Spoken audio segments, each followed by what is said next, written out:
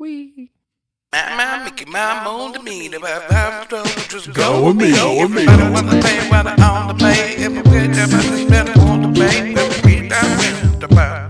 Better 55 fans for the brand. If my mouth is about gold again, if you hang with me, if you want to trade, everything got love to breath. We can let it on. Come on, Cannalachia. Hi. Hey, how's it going? It's good. It's season 2 I know. already. It's great to be back. It's been flying by. We've been gone for like a month. Everybody at home doesn't know that. It seems like a little longer. I've missed you. I missed you. But we had Christmas, and then we had the I and Jeremy Bear Me, the time between Christmas and New Year's. Yeah, where you don't know what day it is. Nothing. Yeah. You just, never happens. yeah. and then Chill and I went to LA for New Year's. It was my brother-in-law's 60th birthday bash, which was just a madness party / concert with 37 song jam band of the craziest jam bands you've ever heard of. The most overproduced cover band you'll ever see. It was the most overproduced. We had 2 days of rehearsals for a birthday party. You ever been to That's a a birthday? super awesome birthday party. I want you to throw a birthday party for me. I didn't throw the birthday party. I just showed up. And then, we got the COVID on the way home, which was a bummer for about 2 weeks. Don't worry. We're good. I'm good. So we canceled last week because of that. I'm back. I'm fine. And now here we are. Here we are. And so excited. We have a really awesome guest today. Yes, we sure do. Elijah Rosenbaum. Yeah. So I'm from New York. I just said that like, yeah. And Elijah is here from the Bluegrass podcast. Bluegrass Cannabis Sorry. podcast. Yes. And also cannabis advocate. Spending quite a bit of time down in Frankfurt. Up in the balcony. Yeah. Nice. But it's we're happy to have you here and let you share a little bit of your story, as well as a little bit about your podcast and your history with cannabis and where you see things going and those sort of things. So it's really great to have you here. Excited to be here. Yeah. What else is going on? Well, should we just get into it? Yeah, let's just get into it. I feel like we're going to have a lot to talk about with Elijah. So I think so. Yeah. let's start with some. We have a new sound effect, by the way, ladies and gentlemen. Oh, what is it? I don't know about it. I don't know what it is either. It's So going to be a is- surprise. For all of us? Chill made it, so you don't have to Okay. hear me make weird RKO telegraph noises. So, what's going on?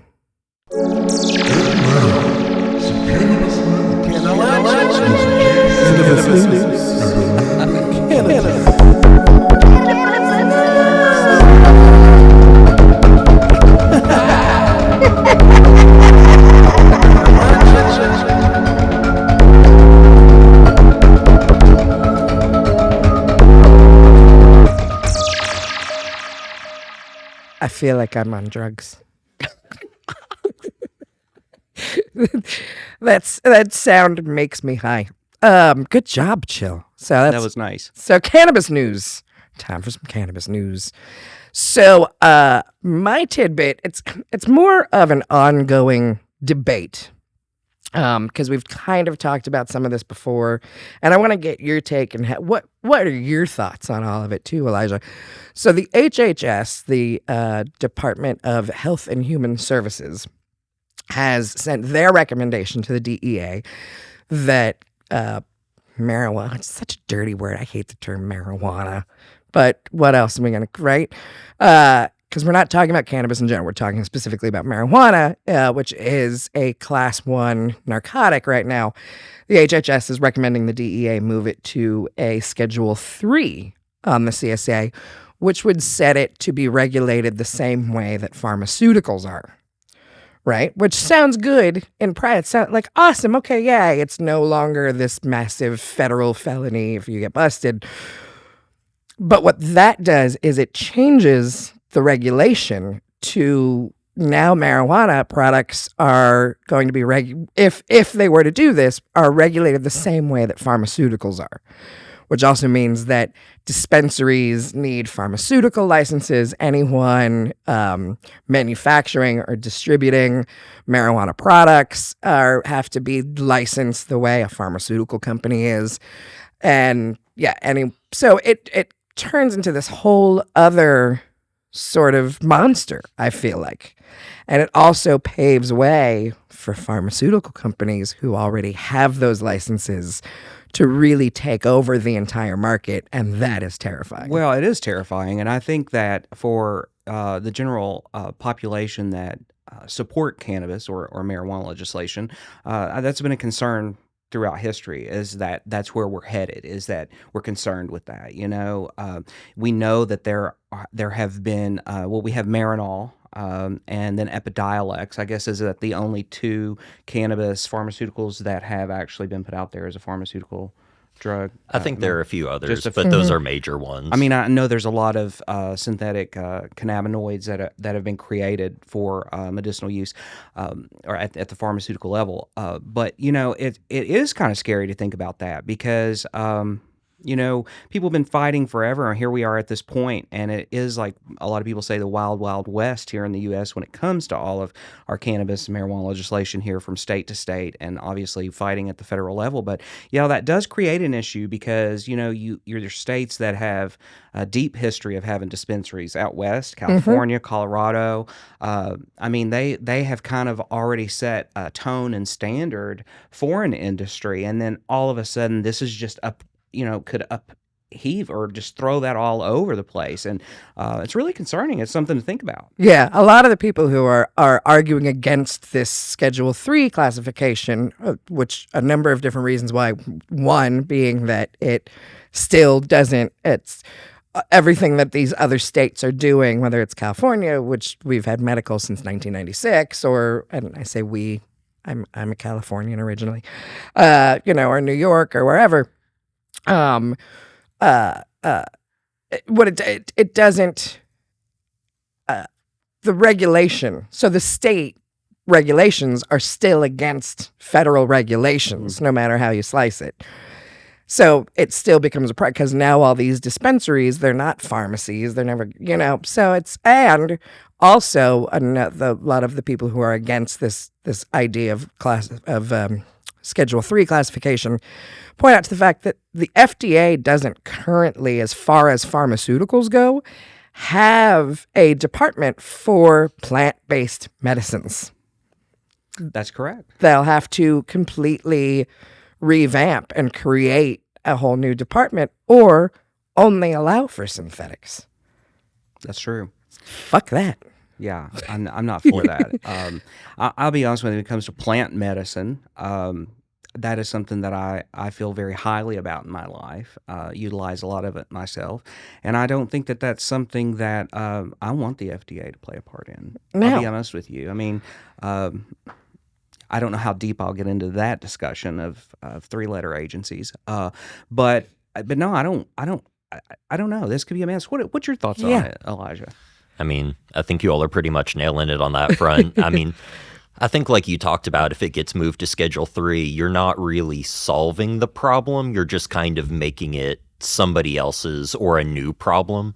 I mean, are people still going to be criminalized if you have some cannabis, but you don't have a prescription, but... It seems muddy. And, even when I look at current bills that are being filed here in Frankfurt at the state level, there's a lot of good work happening there. Mm-hmm. However, it's so intertwined, because we have like one bill that's toward driving intoxicated with hemp products. And then we have another one that's to set a standard for if you were to be pulled over under the influence of marijuana or meta, so it gets tricky, because then we've got, do we have recreational? Do we have medicinal? Now, is it classified? Did it come from a pharmacy? Is it now that you can grow it at home? I mean, it gets muddy. It's like, where does that go? Yeah. Decriminalization. Just cut the Gordian knot. Right. I agree. I think that it should be regulated. I mean, I've been preaching this since episode 1. That's fine. I get wanting to regulate it the way we do with the ATF, which is a very odd, the whole that 3-letter agency, like alcohol, tobacco, and guns. Okay, fine.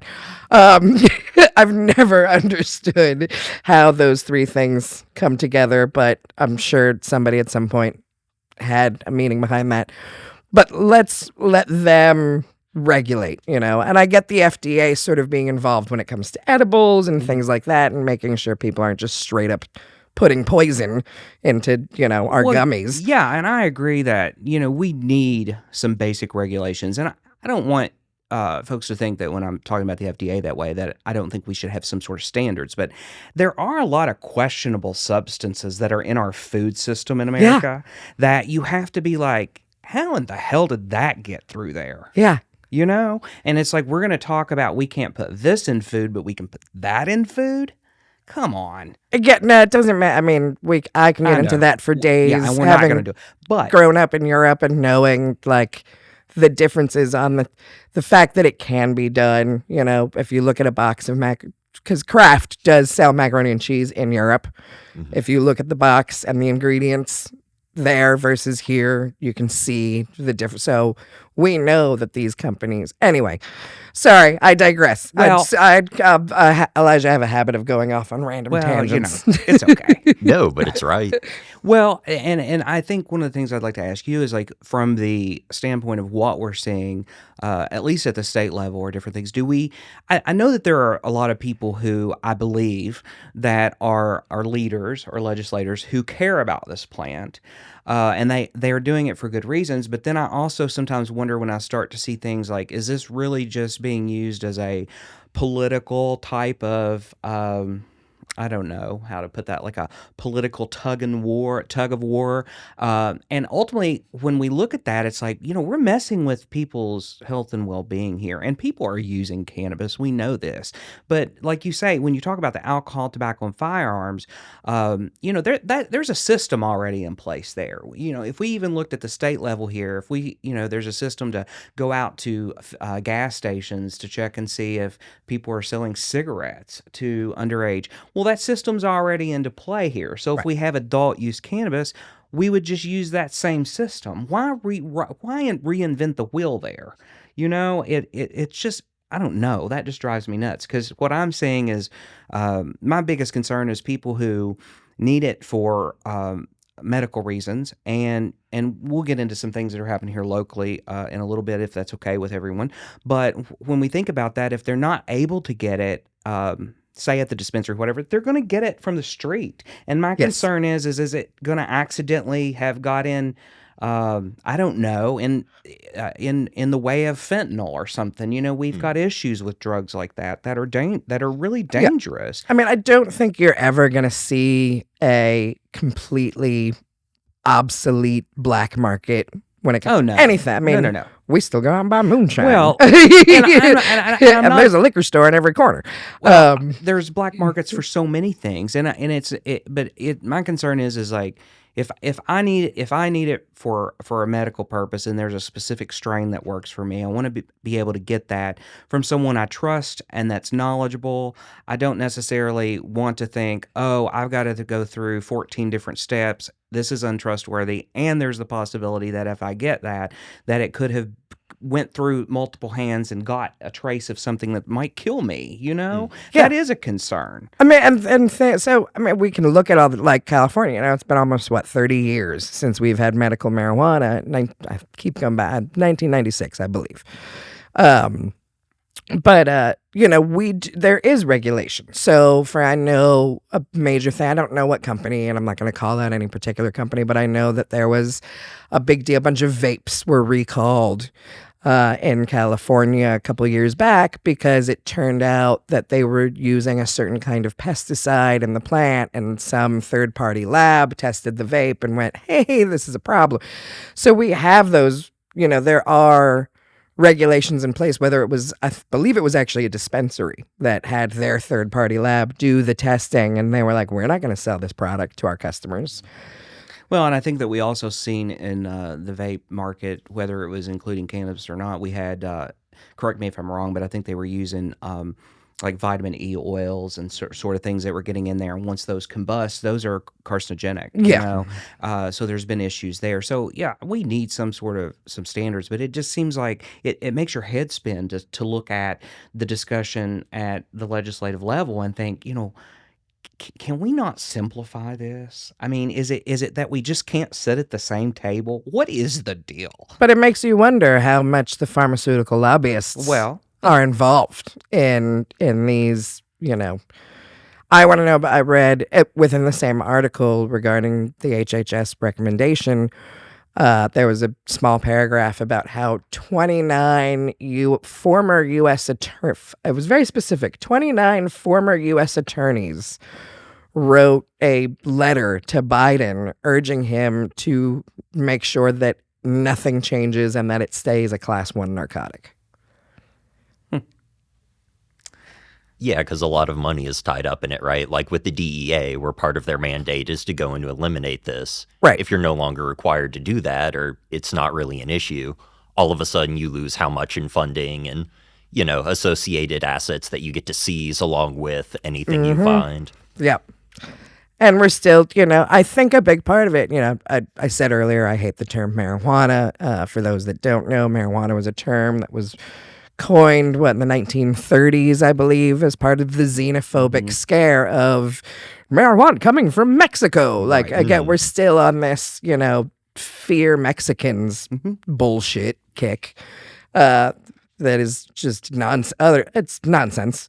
So I think a big part of that too is somehow still playing, and because I don't know all the underbelly grossness of there's obviously reasons and there's people with money that are preventing the federal government from just declassifying and treating it the way they do alcohol. It certainly makes you have to sit and think, who is it that doesn't want us to have this plant freely? Who is that? Yeah. And, like you said, the black market, that's never going to go away for anything. No. But to me, I've heard a few people say, there's an upcoming guest that I've heard her say that it was never there's this feeling that it was like the hemp people against the marijuana people. But it's never really been that. It's always been like them against us, whoever we want to say them is against us. But, we've talked about this goes back historically. I think this is another test to quote unquote, and you might title me, I don't know, a libertarian or something by saying this, but it's like a part of our freedom. Yeah. With this plant. It really is. The whole family of cannabis has so many blessings to offer us. And it's just like, why are we not utilizing this across the board? And we've got to get past this hurdle with, like you say, I don't like to think marijuana is the dirty word. I'd like to be able to utilize that word in a way so that we could freely say it and people not get that taking them back to jazz days or racism or to Mexico or all of these.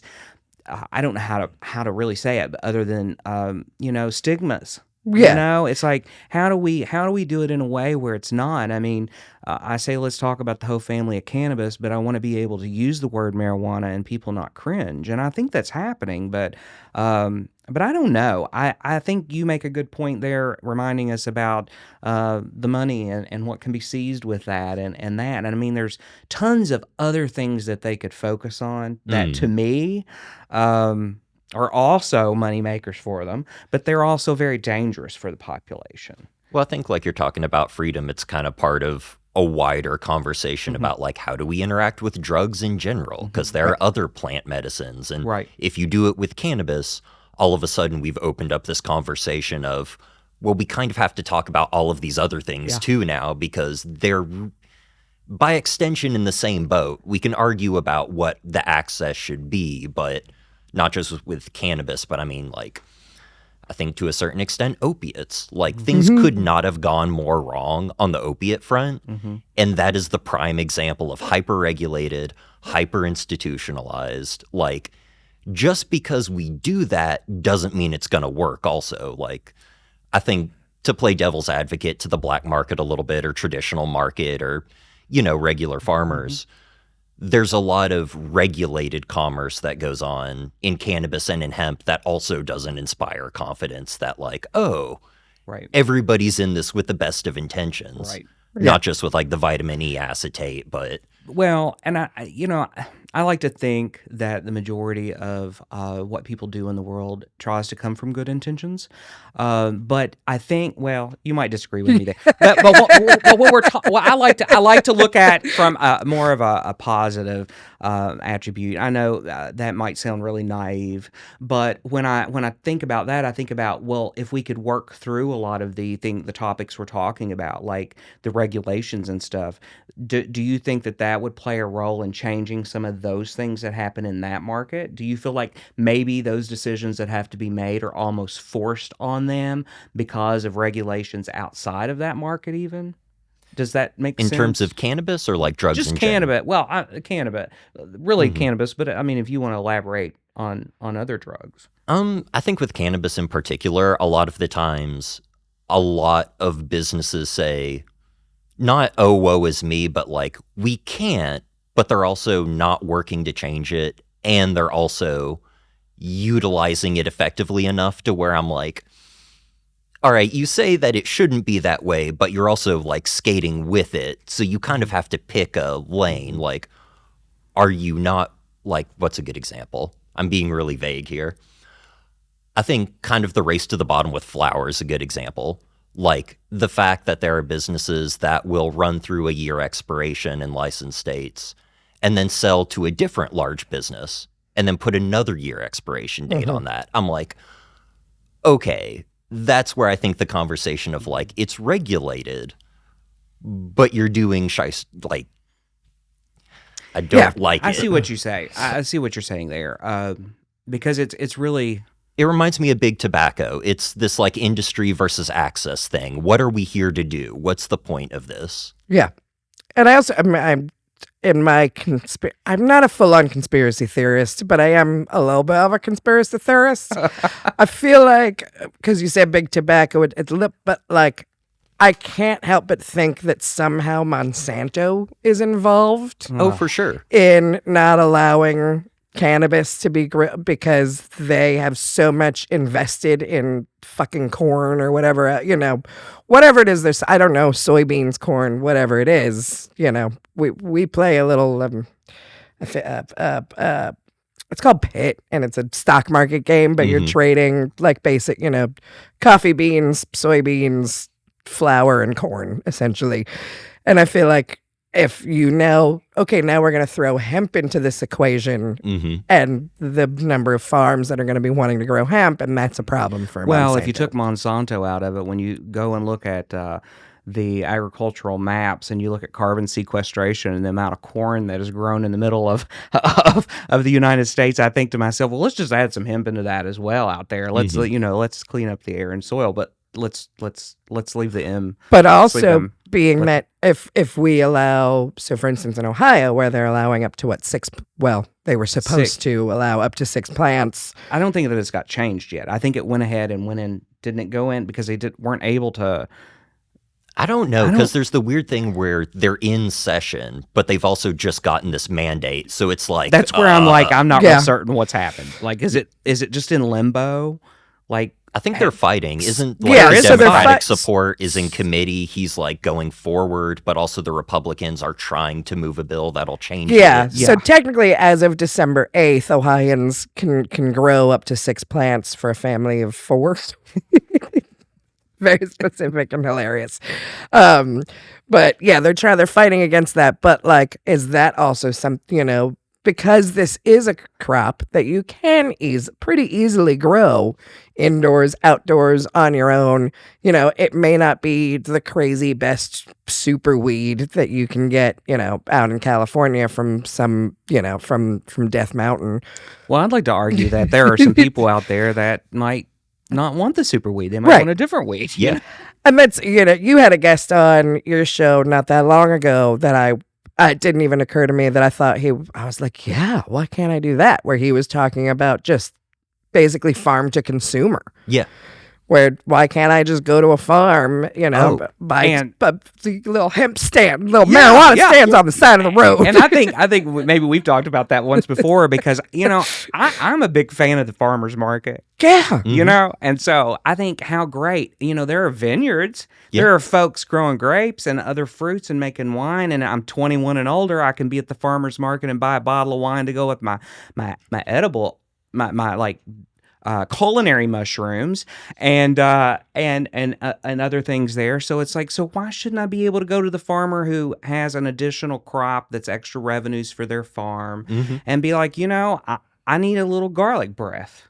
Yeah. To go to the side of, I'm gonna make some linguine tonight with these mushrooms and that bottle of wine, and while I'm doing that, I might want a little garlic breath. Even California is not there because the day that I see a sign that says strawberries, eggs, avocados, weed, like I'll be like, yes. It's an all-in-one stop, But we have those all over the place. But Great. Minus the weed. That would be great to me. I mean, I think we should still have some sort of standards, and I've mentioned this to a couple labs. How great it would be that, say, the small farmer has a certain rate that they get to be able to do their testing in a lab, so that they can present to people and say, this doesn't have pesticides in it. I grew it organically. Those sort of things, and that's, to me, it's not only sharing a little bit of wealth at the financial level in our communities, but it is also in agriculture and in our health and wellness. Yeah. So I don't think that's that big of an idea. It's not just it is an idea, but to me, it's like the more we have this conversation, I do believe that we could manifest that. Yeah, well, and I think it's the solution that has to happen if it's going to be functional at some level for people below a certain scale. Just because looking at small farmers in other states, I don't think there's really been a super successful. I mean, Michigan, I would say, has done it better than other states in terms of like having smaller producers. Missouri, maybe Oklahoma, even though they're only medical. I mean, people talk about Oklahoma not legalizing recreational, but I mean, a lot of people are pretty happy with the ease of the medical market, like, and how you can operate. Not saying it's all the best, but I mean, kind of like we're talking about small farmers, it makes too much sense. And kind of like talking about the safety of it, I can go and check with Jim Bob down the road that, like, I see his farm. It's a pretty good read on, like, oh, okay, there's a thing of Miracle Grow or whatever. Maybe I'm not going to buy from him. Right.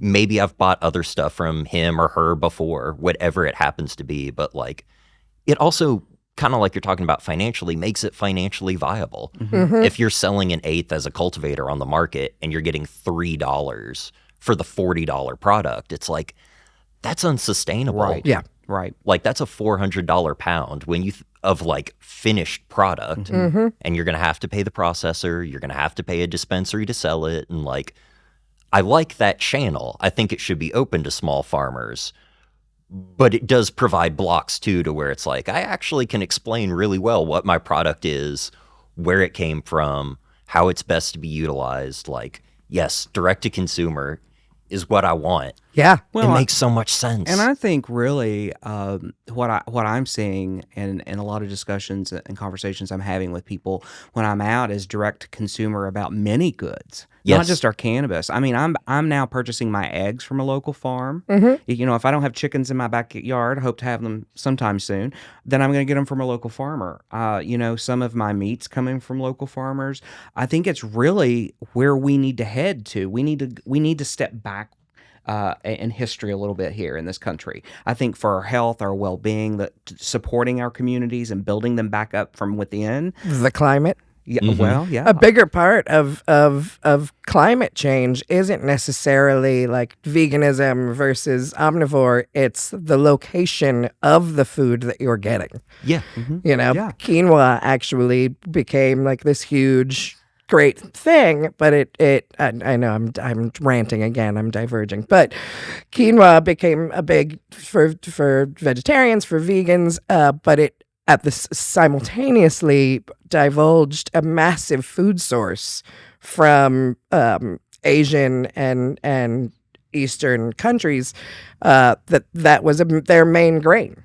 The way the way, sorry, the heat is on, the way that corn or wheat, and so it became a big problem, and so that's why we need to focus, think globally, act locally. Uh, I agree. yeah, And we don't even think about in this country how some of the things like avocados, tomatoes, things they get trucked across the United States. We Yeah. don't think about that. We don't. That's not something that when we think about sustainability that comes first to our minds. I mean, now that there's more discussion about it, it's there. But I think across the board, I think that we could get there, and I think that might lead us into. I know one of the things that we've discussed, and one of the things that you talk about a lot is the ability for people to even have a home grow. Like, Yeah. so No, 100%. Again, access. Just Mm-hmm. let people work with it because it actually cuts through all of these other Right. steps. Like, I don't think anyone is really intentionally growing cannabis plants like, I'm really going to mess up this process and hurt myself. I'm like, Right. it's really easy to look at a plant and just be like, nah, just no. but also homegrown is not going to say. So I grow my own tomatoes, but I don't grow every variety of tomato. So when I want aroma or an heirloom for a certain dish or recipe, I go to the farmer's market. Yeah.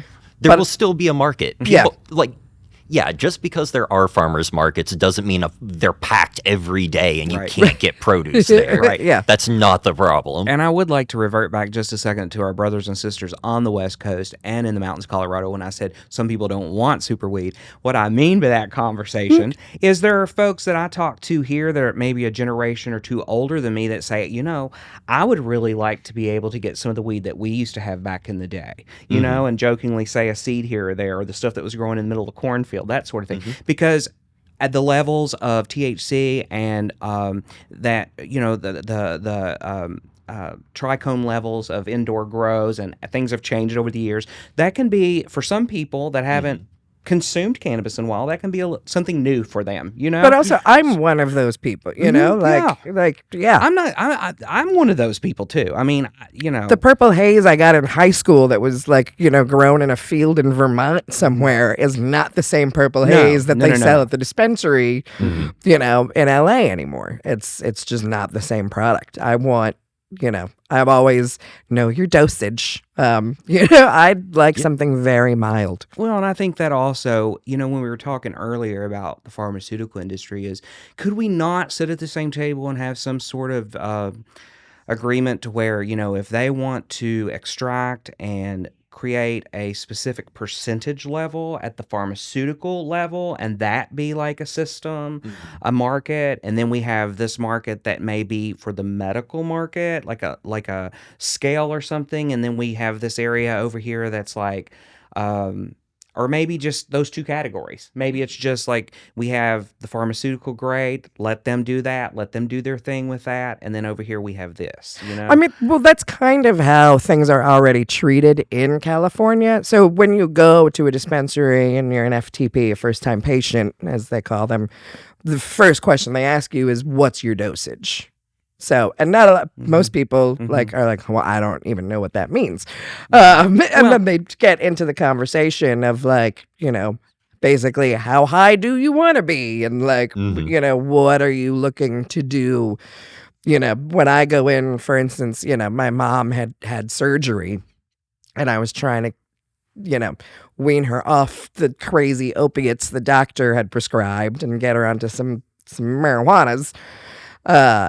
But then, so I was like, this is what I'm looking for my mom, she just had spine surgery. So help me out big time here with this pain versus I'm the one taking care of her. She's giving me anxiety, but I still have to keep my wits. So she's up here and I'm here. And the dispensaries in LA are really great about going, yes, you want a sativa and blah, blah, blah. And she needs an indica and, So and then looking at terpene levels and those sort of things. So and earlier you were saying something about how that opens up a whole concern about other plants. And as people start to educate themselves on terpenes and those sort of things, and you expand that out into other plants, and you really look at that. And today's herbalists and people who are studying themselves to treat themselves with plant therapies, it's something to think about because it's like, well, this is a hurdle we have to look at here, because if we set the standard with this plant, what happens to the rest of them? You know, are all of a sudden I'm not going to be able to grow these 5 herbs in my garden? You know,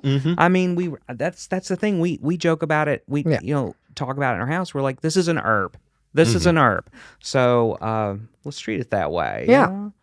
So we've spent 30 minutes talking about cannabis news. We haven't even gotten to our guest Elijah. That's right. So let's do that. So let's do shifting focus to Elijah. So talking about, some of us don't want the super weed that you can get at the dispensaries today. We want old school. What it sounds terrible to say, but what we had in our childhood. So speaking of childhood, Our younger years. our younger years. How were you? What was your introduction to cannabis? So I kind of grew up around cannabis, of course, in Kentucky, and like you bump into things, but in terms of like using for the first time, am I too far away? No. Cool. I just wanted to check in for a moment. If you can, if you feel like it, you can pull your mic towards you. I'm worried I'll almost have it at like the full extension. But God. Oh, going to school. Yeah, I went to college in New York, and I was the nerdiest, most weird. I saw some people going into a room, and I knew a guy there, and I was like, hey, is that like, and he was like, weed? And I was like, yeah. He was like, do you want come with me? And he took me back, and like I tried weed for the first time, and pretty soon after that, I was like, this is what I want alcohol to be. Right. Like, this is what I was hoping for. And pretty soon after that, it was just like, so how do I get it myself? And then it just... So you said this was college. So you're a little bit of a late bloomer. College? Yeah. I didn't smoke, drink, cannabis, tobacco, alcohol, anything until I was like almost 19. Oh. My whole thought process was like, I'm never going to do anything. I'm going to be like 100% clean, like forever. And then that just... Were you one of those straight edge kids? Did you have like an X on your hand in high school? No, not like that. More like I was just such a nerd. I was like speech and debate and theater. And I was like, no. And also like, you have different family histories of things where you're just like aware growing up that there are problems and things. And you're like, oh, I don't want that. Let me navigate this differently. And then, that just fell off. I fell off hard. I was like, oh. Now I have it every day. Pretty much. That was, I think, the crazy thing. I studied in the Middle East, and that was really what got me to like finding out about hash. Like, that was really what took me to where I was like, oh, okay. I see. At first I was like, oh, I'm getting high. And then I was like, oh, I'm having an experience. Like, right? Yeah. Was it Lebanese by any chance, the hash? The thing is, it's always so muddy, the origin of what you're Fair going to enough. get, especially like I tried it in Egypt and in Israel and like in Lebanon. And so it's like, or not in Lebanon, sorry, in Jordan. That would have been a crazy experience. But no, you tried in different places and people are like, it's from here. And I'm like, okay. Yeah. No, I have a personal experience with what I was told was Lebanese hash in Germany, and I went to the uncomfortable planet is what I call it. well, they mix it with tobacco too, and that's always just such a different experience. Well, I'm a cigarette smoker and was then, but no, it was a whole new planets. That's the story I've told, where I was hiding from my dad on the tour bus in my bunk. Like, nobody can know that I'm high. Speaking of which, so do you have an experience that was like, now you know your dosage because... Not really by myself. It's always with another person, and so I don't want to throw anyone under the bus. Fair enough. But it's like, I feel like when I'm by myself, I'm pretty okay with like, I never go out and socialize and do stuff for the most part. So I'm always well within my tolerance, I feel like. Gotcha. But it's like, as soon as you add another person, all of a sudden it's like a mirror. You can kind of see what's going on, and you're like, oh, they look like that, so I must be like this. Right. No. Well, the children know I'm high. Yeah. Terrifying. So now, as an adult. Do you still use cannabis recreationally, or are you more medical, or where are you at with it? I mean, I think both, right? It's kind of this idea of like, kind of like where they call it adult use. I'm like, I don't care how you're using it. I'm an adult. Right. I'm using it. Like, so like I'll use topicals a lot of times, especially on the farm. Like I'll do my hands really hard and then put gloves on, and it changes it. So I don't know if that's quite medical in the sense that I have been prescribed, but I definitely use it when I need it. Yeah, but I mean, I'd say icy hot is technically like a medical, it's just because it's over the counter. You know what I mean? Like, I like the term therapeutic too. Sure. Yeah. So, and when we're talking about that, a lot of times when I'm talking with friends, it's almost like all use of cannabis at some point is medicinal. I mean, I just don't. If it was in relation to alcohol, I've never thought to myself, I think I need alcohol to fix this issue, this medical issue of mine. I have this condition. I think alcohol will fix that for me. So we've just learned you're not an alcoholic. Well, listen, I like some wine, and I'll sit down and have a glass of bourbon with you. I'm currently abstaining for a while, not just dry January, but and I've lost a couple pant sizes, so I'm real happy about that. But no, it's just one of those things because we do bring up that topic is are you using it recreationally or medicinally? And I think at some point, everyone who uses cannabis, at some point, it's pretty much therapeutic. So, but I get where we kind of define that as well. But I think at the personal level, I just think if I'm using it, when I'm using it, I am using it therapeutically. I think that there are definitely. So I am now. I think we've talked about like I'm pretty strictly only medicinal, quote unquote, if you will. No longer for anxiety issues or anything, but I have I have lady troubles, so once a month I'll go through a can of edibles, or I also have issues with insomnia. But I've learned in the past 2 years, because every time I've tried to just like I'm gonna eat some edibles and go to an escape room, it is a terrible decision. It is not fun. Well, I will tell you that, so I had not been smoking for a long time because it had got to the point where, I hadn't smoked in a long time. And then I started dealing with some things like it was not really helping the anxiety, or I just didn't have the right strain. And we were in Florida, and I actually tried garlic breath. And became a big fan of it. I tend to lean more on an indica side, and it worked really well for me. It was very calming. It helped with any type of anxiety I was feeling. I did not feel paranoid. It did not knock me completely out. I was like, this strain I think is for me, And so for anyone listening that deals with those things, you might want to check that out if you're in a place where you can find it. Check it out. But that's one of the things that, and it was pretty tasty too. I'm not gonna lie, it had a nice profile to it. But I tend to like we've talked before, use things like edibles or oils or tinctures, microdose cannabis. I use it topically. Obviously, we have a company that makes some topical products, and but that kind of just went wee, and it was because you were talking about like the children don't. Yeah, no, Don't. It's famous. We went to Vegas to get married. I went to Area 51 to try and go to Mart, whatever it's called, something Mart. It's an interactive art exhibit thing. It's super fun. I've been Meow Woof. There we go. No, I said Area 51. I can't remember what the Mart is called, but it's the Meow Woof Mart. So I don't know. I took like 30, 40 milligrams of whatever edible I got from the dispensary because I can't really smoke anymore, and that's a whole other issue. I cough and then I pee a little bit. I'm on a podcast. I'm just gonna share my issues so that other women can relate to me. It's okay. So I ate about 40 milligrams. Went thinking it was like an adult playground, but we were there during the day, so it was very much a family playground, and it's a whole thing. And yeah, by like maybe 40 minutes into it, I looked at Chill, my husband, and I was like, "We gotta go. There's too many kids here."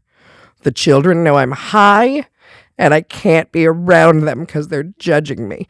And And that's what my brain does. So, See, that's why I smoke. I can put it down. There's no commitment beyond I'm there. Right. So I think that's myth. So like anywhere from 10 to 20 milligrams, I just go to sleep. Mm-hmm. Anything more than that, I'm good with at home. Like, or we could go to the movies. I'll take 30 and go to the movies and be like, ooh, this is fun. But yeah, being out in public with too many not adults is a problem. Or when you're at an escape room and you're trying to figure out what channel the Lone Ranger is on at what time so you can unlock the lockbox. It's very difficult. See, I can just picture that whole scenario. That's all. Yeah, no, the whole escape room thing divulged so badly because I knew that I was answering the puzzle wrong, and I just kept answering it wrong over and over again while staring at the puzzle and knowing what the answer, till finally our friend who was in town visiting us just let out this enormous sigh and collapsed against the wall, to the point where the host that's like watching on the video cameras just hit her mic and started laughing at us. Because that's what you want. Because it's literally, she's like, I'm laughing so hard at you, you have to hear it. So that happened, and I kept going, no, it's Channel 4 at 9 o'clock, it's the Lone Ranger, no. Anyway, yep. So now, I eat and I stay in bed. It's great. Well, I enjoy it. I'm just totally picturing that. I'll be honest with you, you're tempting me, even though that I could think about the anxiety I would have in that escape room, but you're tempting to me to say, let's go do that. We can. I mean, it wasn't anxiety. It was just my brain couldn't. It was like what I was reading, I could not verbalize. Like my brain was dissecting itself and just kept saying the wrong thing. That's all I don't know. The mouth was not braining. The brain was braining, but the mouth was not braining. So on the topic of asking Elijah about using it recreationally or medicinally, if we can. So would you say, like you're saying adult use, we sometimes ask, and if there's not one or you're not comfortable talking with that, that's fine. But is there any type of conditions that you might deal with or someone do, and they utilize cannabis for that? I would say for me, kind of like working on the farm, like general aches and pains in terms of like a topical way, like that's probably the most medical.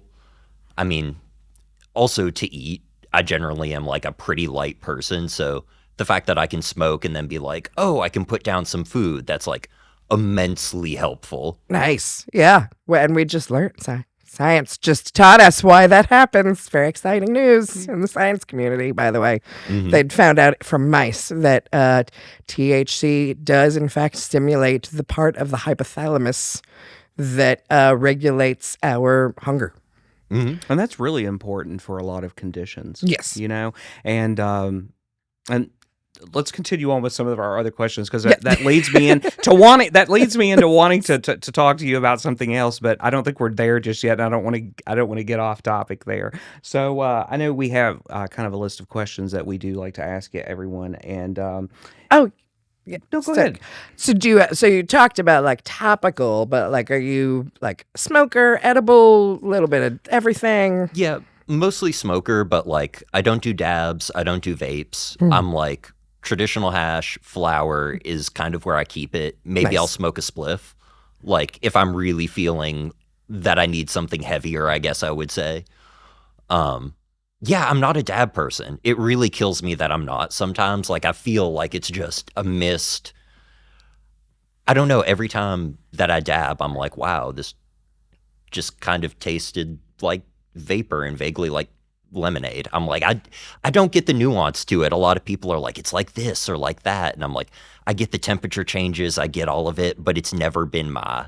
Yeah, I tend to have issue with the way dabs are created now. So, like I've heard the old school way was to basically freeze, like to run through a tube and freeze it, and it was all somewhat natural, right? Like a little bit. But then friends in California who were manufacturing them talked to me about some of their methodology, and they were using some form of chemical, like a gas. I can't remember what it was. Butane. Butane.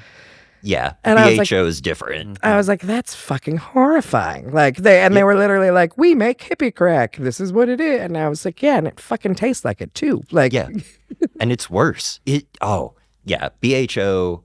like all of the solvents, I'm really not a super huge fan of. Like with the dabs, I'm like, if I am going to, it's going to be solvent free. It's going to be kind of like you're talking about, like fresh frozen, wash it, press it. That's as much as I want you to do with it. Beyond that, it's going to irritate me, probably, whatever it is that you're doing. yeah.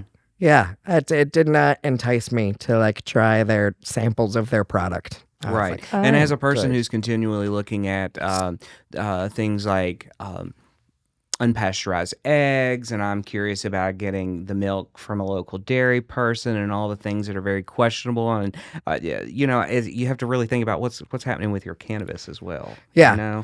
And how is that being processed. And but maybe I'm uncool. Maybe I'm one of the uncool kids now. But when I think about cannabis, if I was gonna smoke it, I just want the flower. I want the old school original way to do it. I want to smell the terpenes. I want to taste them. I want the experience with it, and I know that some other people argue me about that, but that's just me. That's just where I'm at. Maybe I'm just not one of the cool kids now, but that's okay. That's okay. Yeah, I mean, I'm the same. I like edibles, but I like the idea of cooking with it and finding those right kinds of earthy flavors. So I had my own like cooking show for a minute on YouTube during the pandemic, and so and then I hosted. I had a birthday dinner with just a handful of friends where we made each course. I think it was 5 or 6 courses. Each course you could have medicated or not, but finding those pairings of like, one of my favorites that I discovered in that was a medicated chimichurri, because you have really nice balance of like the earthiness of the hemp, or, the terpenes that are coming through. Well, and you've got correct me if is it parsley? You got the parsley, so you've got those clean. Yeah, it's very really kinda green, very bright. Goes well with maybe some pine. Yeah. Pinene, limonene. Those flavors go really well together. So, Exactly. yeah. I See, love now that I'm part of hungry. it. Now I'm hungry. Right? That's so good. My boss Sunshine used to take just fresh leaves, like at a certain point in the year, and she would do like a freshly juiced like chai Tea. smoothie. Nice. It was so good. Anything chai, I'm like, is always incredible. 'Cause Yeah. it's spices and it's cannabis, and it's like, all right, this meshes pretty. And that's another topic that has came up, I know, throughout the time of the hemp industry and those sort of things, in which I know it becomes a viable plant. But to think about like sprouts, to be able to eat from microgreens of cannabis, and for smoothies and Yeah. those sort of, it to me is just like we're missing out on so much abundance. So, the one that I think I've talked about it before, it was a honey I used to be able to get in California that was made by bees that were pollinating the marijuana plants. So the honey was somehow, I can't use the word organic because technically no honey can ever be organic. It's a whole thing. Because you don't know where the bees Right. are actually. Some of the bees could be going Unless you're elsewhere. tracking them. Yeah. Tiny little trackers on all my bees.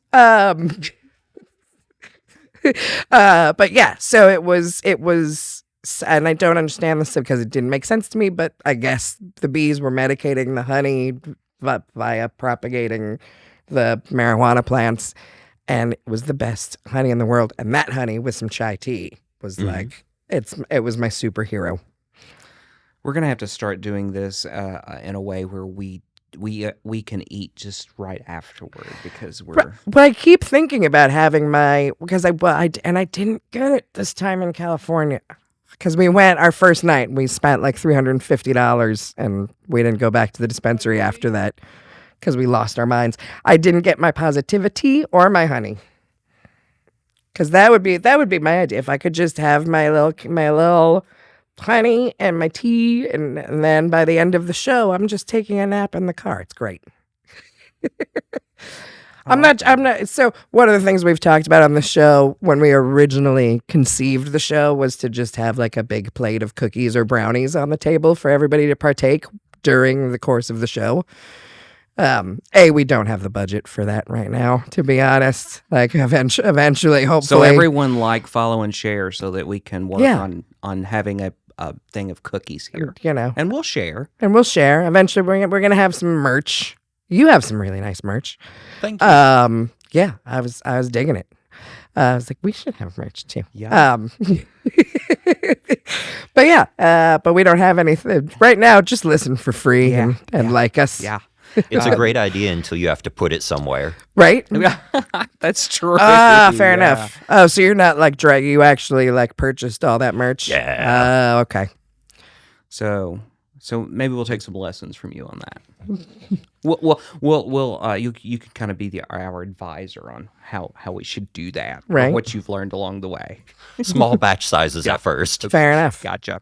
Well, I know some of the other questions that we ask, and I think we know the answer to this. This will probably be a simple one. Do you feel that cannabis should be legalized medically, recreationally, and not just at like the state level, but also federally? That's a question we ask everyone, and I think we know the answer, but let's hear you say it. If you couldn't guess it, the answer is like, yes, just decriminal. Like, stop it. Stop the nonsense. Yeah. Like, there's more important things. Like, this is really the thing we're getting tied up on. Like, it's kind of like with the legislators talking to people. I get why people get frustrated sometimes. I'm like, really? We all got to get together and we got to do this. We need to make this an issue. No, I'm for just remove it. It solves more problems. Like, it just practically makes a lot of sense. I'm like, from every standpoint. Well, not to mention there are other topics that need to be addressed outside of this, that this takes time away from, and people are already utilizing it. And the people have spoken in other states, the majorities, and we have been out and about across towns over the past few years. We've had a lot of people talk to us, and from what we have seen, I agree that probably 90% of Kentuckians are like, just legalize it. Yeah. Just and someone will say legalize it and utilize some tax dollars for things we need. Yeah. I know the city of Lexington could use some street repairs because I don't know if they're in cahoots with the tire companies or not, but I grew up at the foothills of Appalachia, and there are some places, like you've heard us talk about a place called Pea Sticks and places. When I'm driving around the city of Lexington, sometimes I'm like, hold up, I think I'm in Pea Sticks. I'm out in the country, you know? I'm like, what's going on? Well, we could utilize some of those tax dollars when we've talked about it before, but there are so many other things we could be addressing if we could just get past this, you know? And it's education, just, Veterans Affairs. Yes. Even our police departments. Yeah. A lot of the things that they need. Right. So, I mean, there's so many things that well, it's like tied up in that conversation, right? Like with the police departments, with all of these other issues. It's so strange that there are so many different interested parties when it feels like it really should just be like a community issue, maybe. Right. Like people are incentivized to act a certain way with it, and that's where it goes off the rails, right? Yeah. That's why Ohio had their public ballot measure. I'm not sure what that do you all know the technical what it is they did by voting that in? It was a Like legislation a ballot measure bill, right? What do they call? Every state has like a different. Essentially, it was a ballot measure, but but there, like in Kentucky, for us to do that, I think we have to actually amend the Constitution. We can't do that now. Correct. Yeah. Right.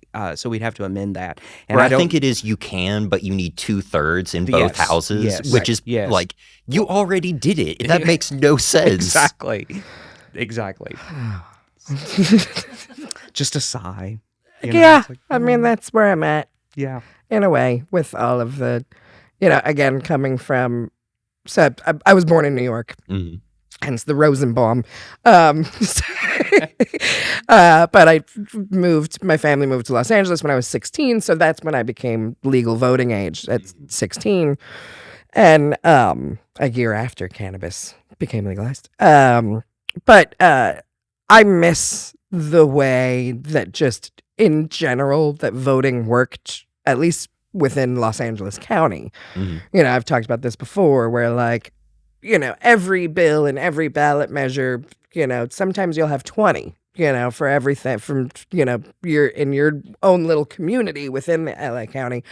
But we would get these books basically before every, voting time that had what the bill was, explained it like in its full legalese.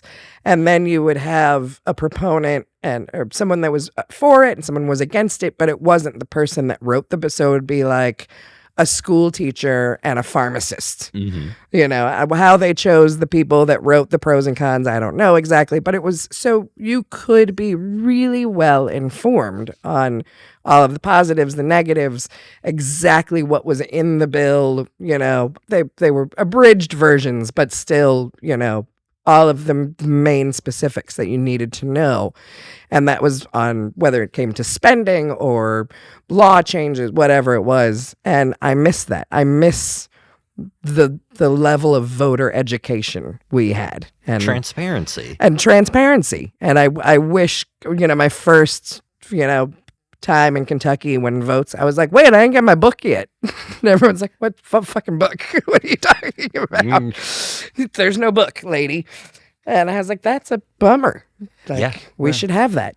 And it's nonpartisan and it's, and all the candidates as well. So, and then the same thing, pros and cons for candidates and where they stood on major issues. I go to Ballotpedia now.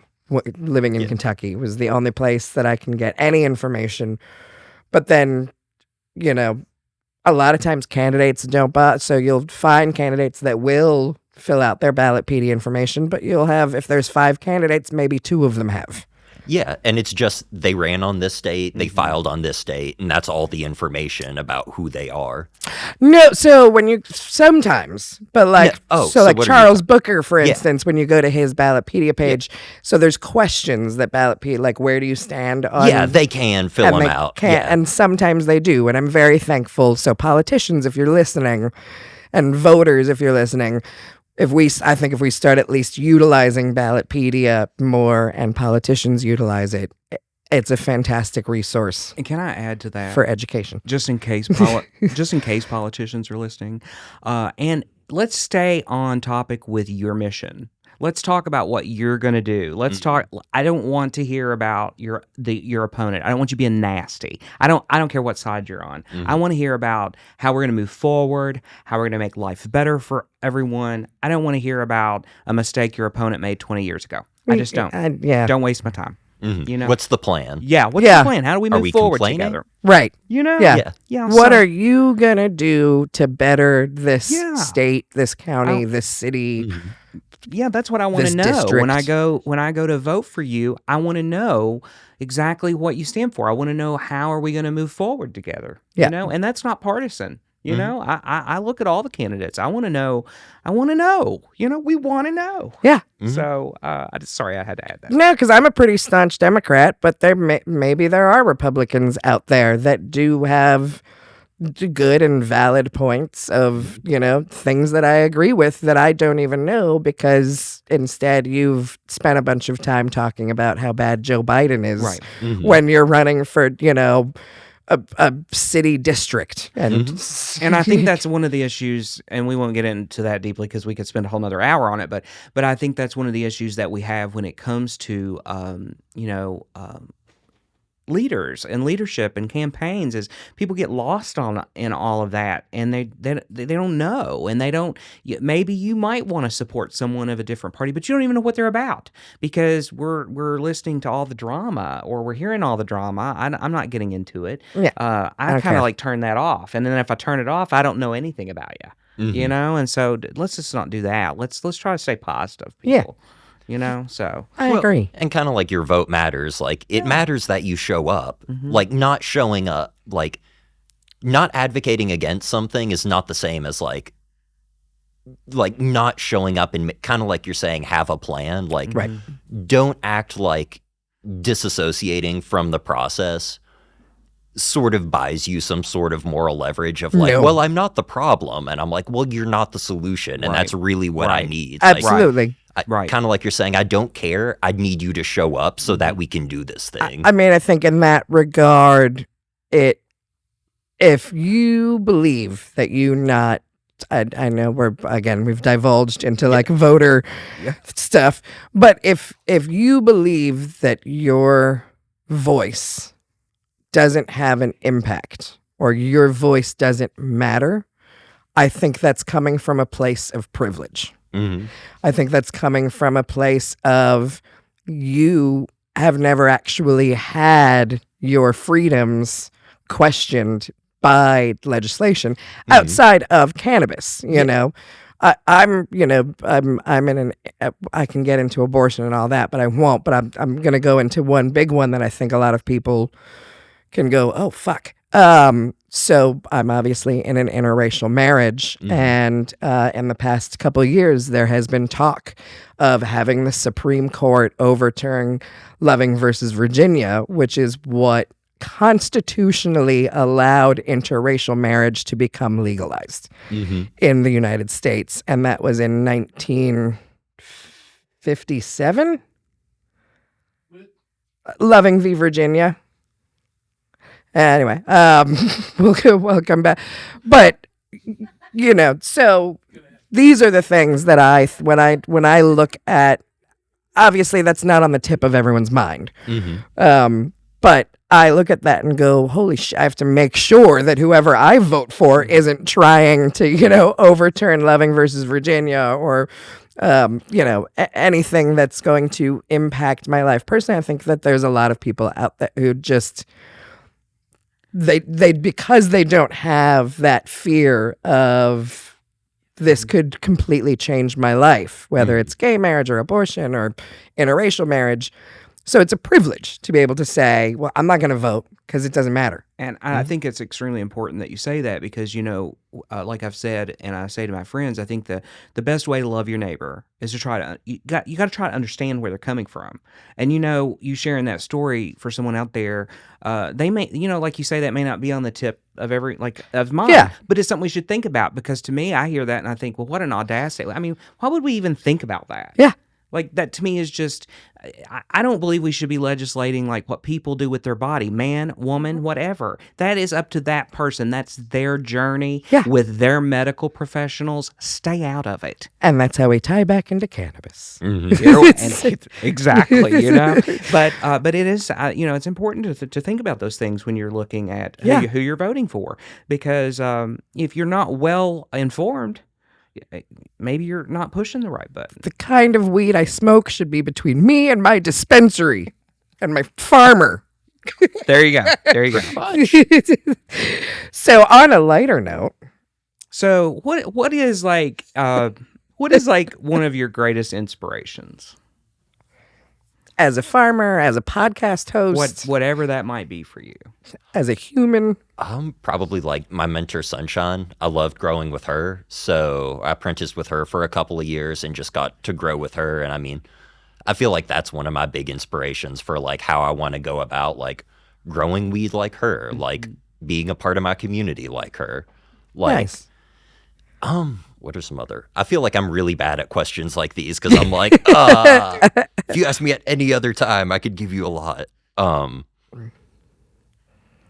I feel like I find a lot of inspiration in like just getting out and about, not necessarily through cannabis, but like being on the farm, like just getting a time of working on something and being around plants and being around soil to where it's like, it kind of feels like you recharge. Nice. Like that's not like epiphany inspiration exactly, but like I definitely walk away feeling more energized in a lot of ways. Like I might be physically tired, but I don't feel drained. Right. I don't feel upset for the most part. I might feel slightly frustrated depending on what's happened that day, but like in a good way. Like every day I go in, I want to be there.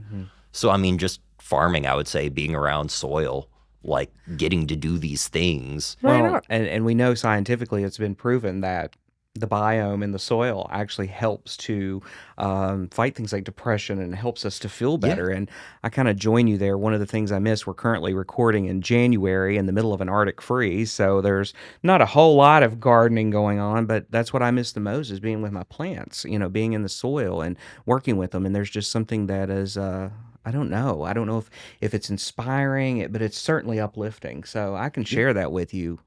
Yeah, I agree with you on that. Thanks for sharing that with us. It gives you something to hope for on the other end of winter. Mm-hmm. It's not like it makes me be like, oh, that's right. Like life is going to happen again. It doesn't feel like a frozen rock. Right. I'll say winter hits me hard though, like you were talking about in colder places. Illinois and New York, I'm like, I'm glad I'm done with the more intense winters. I'm like, it's January to March. It's fine. Like, That's true. It's true. My birthday is this weekend. I was born in a blizzard. It seems like every year for the past couple of years, we've had a blizzard or like a snarly Arctic front. My birthday is going to be 4 degrees. Chill asked me what I wanted for my birthday. I said, I want to go to the Caribbean. He was like, cool. That's not so what else can we do?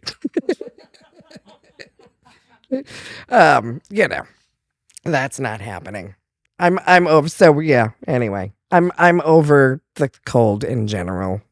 I'm done with it. But then I was like, let's move to Atlanta. But then I just saw that, which is not Georgia, I know, but Memphis. It was officially like they had a massive blizzard in Memphis this week. Yeah, it's pretty cold. It's went down. It's hit Texas, and I think in the Panhandle of Florida, it was in the 20s today. So And just to remind climate change deniers, the melting of the ice caps and of the glaciers, which causes a unbalance in the polar circle, is what causes an unbalance of Arctic type weather. Well, I know we're currently recording this episode in January, and I woke up this morning and we had about 4 to 5 hours of like no electricity. Shared that with you when you came in, Elisha. And I was brushing my teeth in the dark as it was getting cold, and I reminded myself that was a first world problem. True. But when I won't lie though, when the cold started to touch the bones, I was like, okay, I got to go somewhere. So I went somewhere. Yeah. So I'm grateful that I had a place to go. So Yeah. but it was a first world problem. But are there like third world kind of are there any third world okay, so countries maybe in that the one- no are there any third world countries in the Arctic? Like I don't think that's Well, there's probably not. I guess I'm just referring to the fact. no that again I'm grateful it's going to come back on in a few hours, and I'm that I just can brush my teeth. checking my brain. But to okay, so figure out. that wasn't a great. That No, wasn't a way to go the about it. electricity part, but Yeah. the cold part. Yeah. I don't know. Well, okay, but with things changing, there could This is be. what I want called. This is when I want us to be live and have callers, so that people can call and check my privilege and be like, "Listen, Well, but with what you're saying, if things are changing, who knows? What if one of those third world areas does become Arctic? right?" You know? Well, it's not third world, but Inuit natives did. Yeah. They did. For thousands of years lived without Now they do. I'm not saying Inuits now are part of the third world, but they did. They did it. well, They even did. if it's just thrown off schedule, like I don't think people realize sometimes talking about like farms, like if suddenly it gets warm for 2 weeks and then you have 2 days of really heavy frost and then it kicks back, like it's not like we had 2 days of frost. It's like you just like that killed the next 2 months worth of like we're gonna have to bounce back from that. Yeah. And it doesn't feel like a lot, right? You're like, it was chilly for a weekend. It was chilly for a week. I'm like, yeah, but it was April or May. Like Yep. that's Right. or September. And it's also, I read a year ago where there's an imbalance of when like bees are when insects are coming out versus when flowers are actually that it's we're now officially out of balance with that by like several weeks. So there's issues with pollination of plants and Yeah, things. and I mean we can have issues. I have a where we live, we have a Kwanzaa cherry blossom tree, and last year its blooms were they were very healthy, and we had that Arctic freeze, and it didn't bloom last year. And for the non-gardeners or the folks that don't know where your fruits come from, I mean, you lose your flowers, you're losing your fruit, right? Yeah. So those are things that we have to consider. Yeah. And the bees, and I'm always like, quit spraying all these pesticides. Not just our foods, but quit killing the bees. We need more pollinators. We need bees and fruit bats. That's right. That's right. Oh, I'm with the bats, one thing I really want is them to do like some dark sky zones in Kentucky where they Yeah. just change the overhead lights where it's like, just cup it down. That would it be- doesn't have to go everywhere. Right? No, that would be, yeah. No, when I really started, I used to be a huge user of agave because I actually liked the taste of agave. And then I learned that agave was like killing all of the fruit bats in the Southwest and Mexico and all these places. So now I'm back to local honey again, going back to the, but buy your supply locally is better for everybody. Monoculture is bad. Yeah. It always is bad. It never works. No. It works up until you're like, oh, we ruined everything. Yeah. No, I was watching one of those shows, one of those like food, one of those where like literally every episode was like, oh, you love avocados? You're a dick. The avocado cartels Like now. avocado cartel. Oh, you like agave? Fuck you. Like, Yeah. you're ruining everything. And it got very sad for a minute. And then I got over it. And now I do everything I can to, I love the co-op. And it's I hard to agree. be updated on it. There's so many things where you're like, but I bought it in the store and it had the label, like I did the thing. Yeah. Well, and that's one of the things I noticed that when the pandemic started, when it first like hit, like when the world went to shit, I remember going into a store and watching generations younger than me, like trying to figure out what the hell do we do? Mhm. And it was then that I realized that we have a great majority of people that do not know where their food come from. Oh, yeah. This whole idea of food literacy, right? Do you even know what you're eating? Right. Right. Or are you just like, it's food, it's Right. fine. Right. It's been regulated, it's safe. At any quantity, at any time, for as much as I want. But then you have the opposite.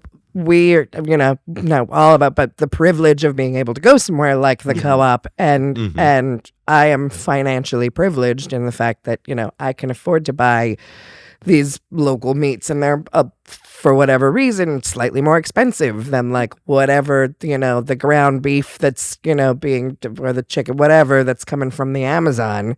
Somehow that's less expensive than the cattle farmers down the street, and we have food deserts. East Louisville is they've lost half their grocery stores. Well, and I think that makes me think about a lot of times, how do we make farming cool? I mean, farming's hard work. We know that. But, and we know that it can be expensive too. But this takes me back to if farmers could grow small amounts of their own cannabis that they could sell direct to us, that would be like an additional, like an offset to their income to help them grow other crops or raise other animals. Because the thing is we talk about privilege, but what if we could expand a career into that? How do we make it fun again? How do we make it interesting? How do we teach people about where their food comes from, and if it's grown or if it's being raised locally on like fallowed land, like where there's not pesticides and there's not toxins. And if you just like, I like to challenge people to try to grow one thing. There's people in my life and they're like, I can't grow anything, it'll just die. And I'm like, try one thing, whether that's basil, a tomato, just start. And if you don't do well, try again, but stick with that one thing. And then if your neighbor does it, do a different thing. And then you start bartering that or selling that or donating that. We have to start back in our communities. Yes. And while that can be a privilege there, the co-op, I'll give them a shout out again, because they are a place that allow people to start those new journeys, and they have a place where they can actually get their stuff into the market. Yeah. Which is really great. But I just think that we need to expand on that more in this country, rather than trying to industrialize our food and our cannabis. I mean, Not to get back to the conspiracies, but like, yes, subsidized agriculture. Why is there an imbalance? And like, you're paying this for this, but you're paying that for that. It's like, well, you are paying for that other one. It's just coming out of your tax dollars, right? It's not coming on the front end. Yes.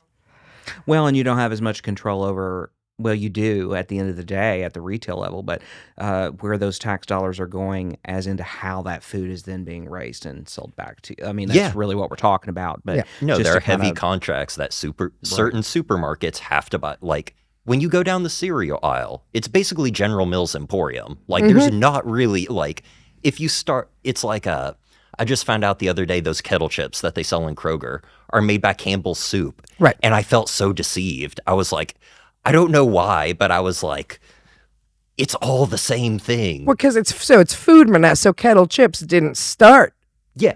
Yeah. with Campbell's. It's these small home-based companies create a product. They start selling it locally. It expands to the point where then essentially General Mills and ABC Universal Yeah. come in and go, ABC Disney, whatever, NBC Universal. It's pretty much it's all, they come in and go, we own that now. Yeah. And it's Johnson and Johnson, and it's General Mills, and it's all one.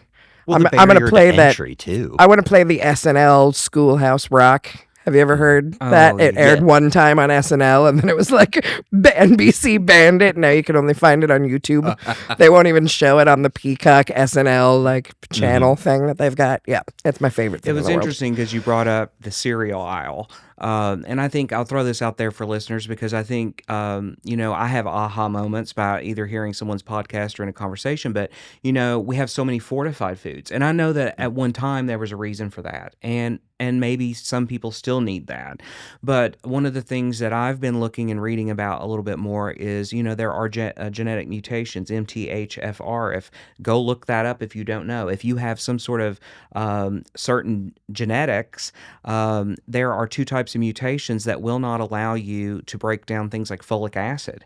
And so you can get your folate from certain greens and those sort of things, but you need quite a bit. And we don't think about not just our vitamins, but our breads, our cereals, all these things are fortified with folic acid. And if you cannot break those down, that is really more harm for you than good. And there are ways to find out if you have that mutation. And I think I read that over 65% of the population in America has this one of two, if not both, mutations. And no one, there's not a lot of people talking about that. So it was just interesting because you said the cereal aisle, and we're talking about all these things, and that made me think, here's the perfect time. Let's throw that out there. So for a listener who may not have heard about that, go use your Google.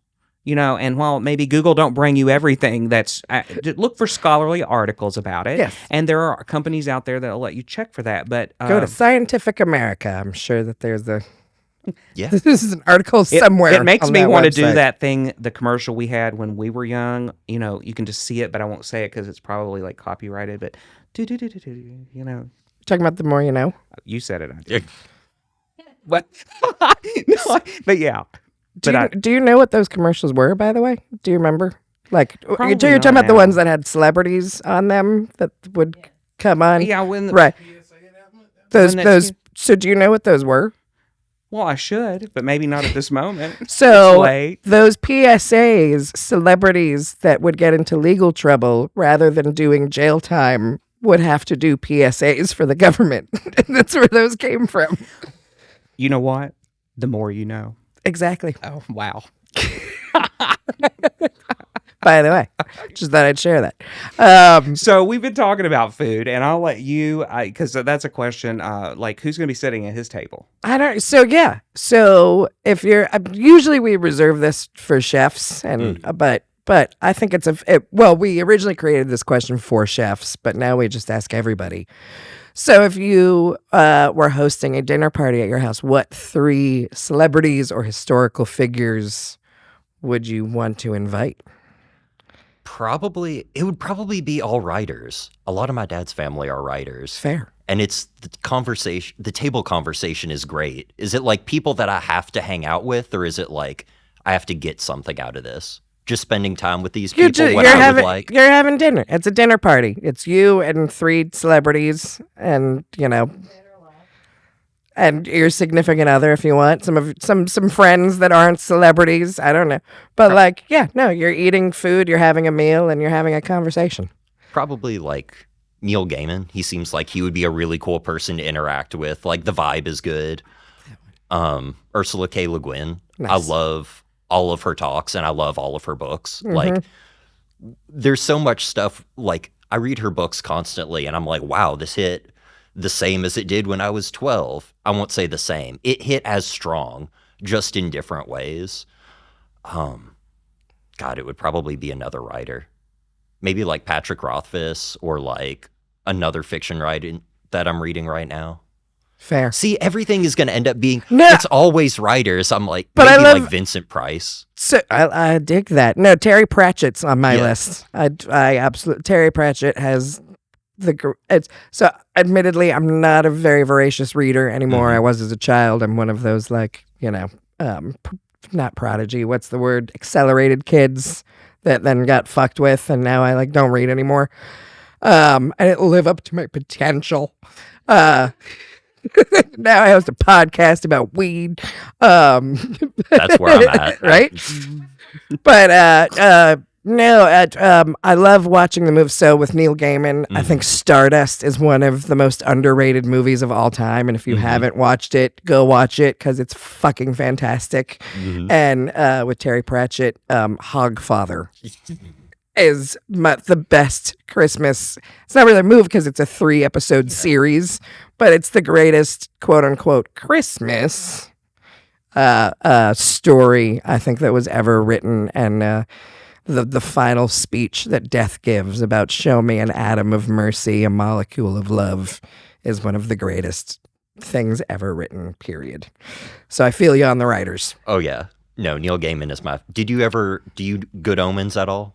I did watch some of Good Omens. I have to go back and rewatch. I think I was like at a place in life where I was, it was the beginning of the pandemic and I was just getting high every day and putting on Good Omens and not paying attention. And I found myself just rewinding episodes. Oh, because I was like, I was out of my mind. I was like, I know this is good, but I have no idea what just happened.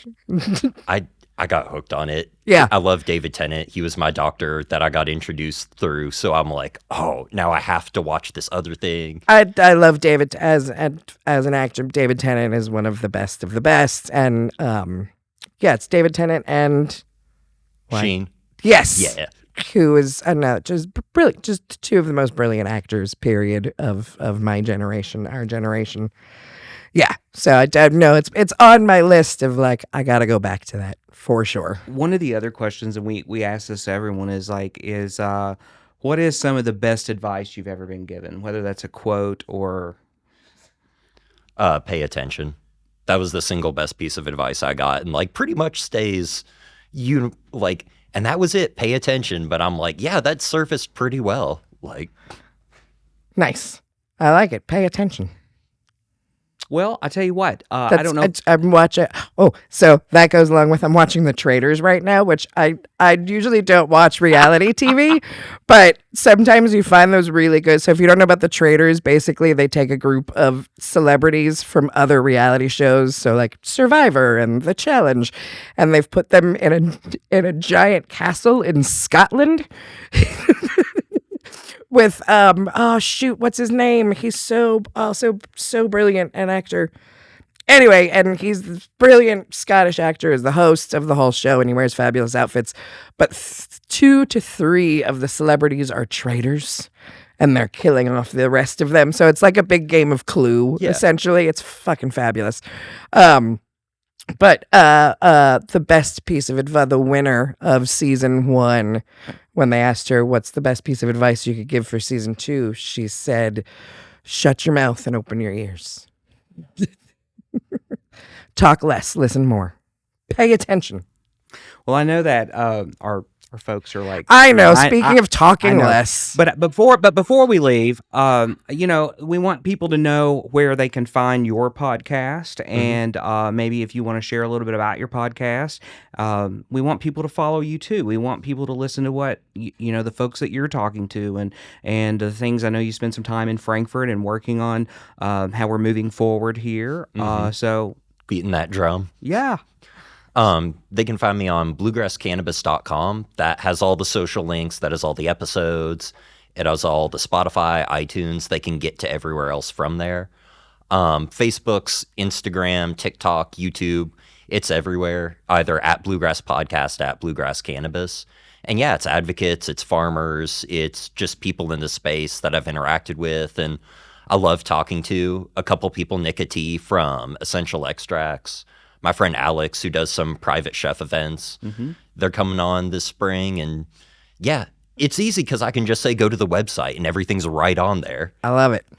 That's awesome. Well, I really appreciate you coming and being on the show with us, and I hope folks, like and follow us, but go like and follow Elijah as well, and listen to some of his guests and what they have to offer as well. So, Absolutely. yeah. Elijah, thank you so much for coming on and joining us in this conversation. Thank you for having me on, especially we hit that right time, right between the snows. Right? Yeah, exactly. We appreciate you. And that's the end. All right. Thanks, everyone, for listening. Please like, subscribe, follow us. Come to Cannalachia.com on Facebook, Instagram, and we're trying to deal with TikTok. Yeah, and tell all your friends about it. Word of mouth works well, too. My Mickey, my moon to me, the just go with me. Everybody wanna pay while they're on the pay. Everywhere everybody's better on the pay. Better be that way, the bad way. Better be the father, five times for the rain. My mouth is about gold again. If you're high with me, if you want to trade, everything got power with the breath. We can look at it, come on, get a legend.